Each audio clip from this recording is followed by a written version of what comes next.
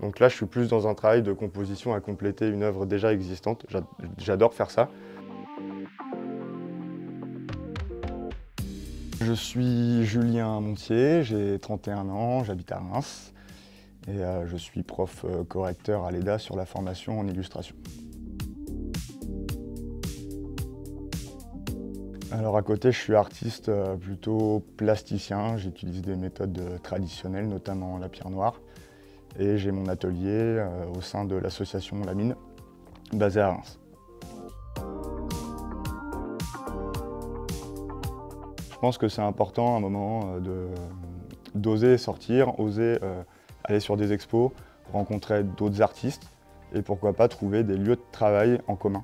Donc je pense qu'il faut sortir le plus rapidement possible pour aller au contact d'autres acteurs en fait, de la scène culturelle, qu'elle soit d'ailleurs musicale, artistique, enfin voilà, c'est très large en fait tout ça.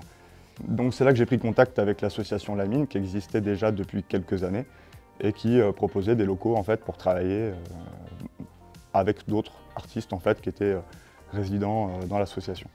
Il y a un autre point qui est important, c'est la peur de la concurrence.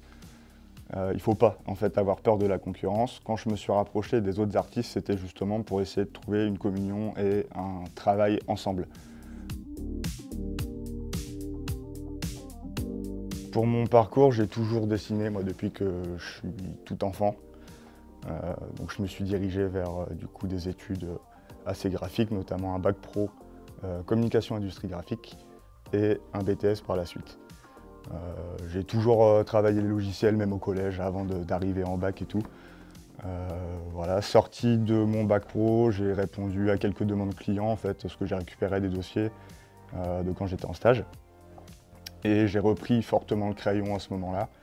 Et c'est à ce moment-là que du coup, j'ai commencé vraiment à développer en fait, les techniques de peinture sur toile, tout ça. Okay. Alors ce que je fais en ce moment, c'est une armure de samouraï comme vous le voyez. Là on est plus dans de l'analytique, dans le sens où ça c'est une armure qui existe déjà en fait, qui est visible au musée de la guerre. Et en fait je m'en suis servi vraiment pour les grandes lignes et pour certaines choses vraiment très spécifiques qu'on peut retrouver. Après j'ai retravaillé toutes les proportions en fait pour faire en sorte qu'on ait l'impression que quelqu'un la porte vraiment. J'ai rajouté les regards et j'ai retravaillé toutes les textures au niveau de l'armure. Il me manquait une partie de l'image, donc il a fallu aussi que je recréais certaines pièces, certaines parties.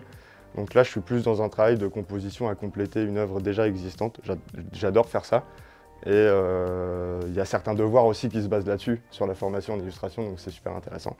Pour ce qui est de la pierre noire, du coup, c'est tout ce qui est en noir et blanc ici. Ça se présente en crayon comme ça, mais moi je ne l'utilise pas comme un crayon. En fait, je l'écrase sur une petite toile. Et je récupère la poudre au pinceau et en fait je viens travailler du coup tous les dégradés et toutes les nuances de cette manière-là.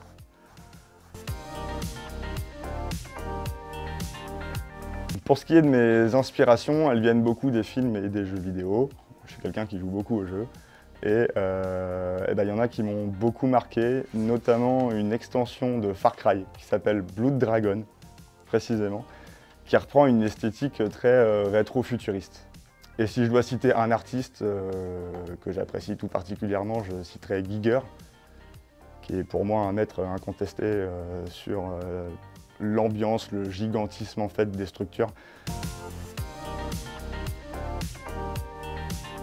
C'est la transmission, le fait de donner et aussi de recevoir, parce que j'apprends à chaque fois beaucoup au contact et ça me remet aussi en question moi sur mes méthodes, sur ma vision des choses. Je me considère plus comme un conseiller en fait, à essayer de donner des astuces, des tips, des références. Il faut y aller doucement, il faut y aller par étapes. Ça va vous permettre de voir ce qui marche pas. Ça va vous permettre d'évoluer sur les choses qui ne vont pas, justement. Et tout naturellement, en fait, le style va évoluer. La technique va grandir avec. Et gardez en tête que ça prend du temps.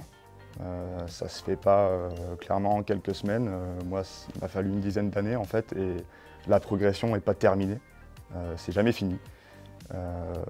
Donc il y a un point de départ. Le point de départ, c'est quand on s'y met vraiment, et il n'y a pas de fin. en fait. Donc prenez votre temps, allez-y doucement, c'est cool. Voilà.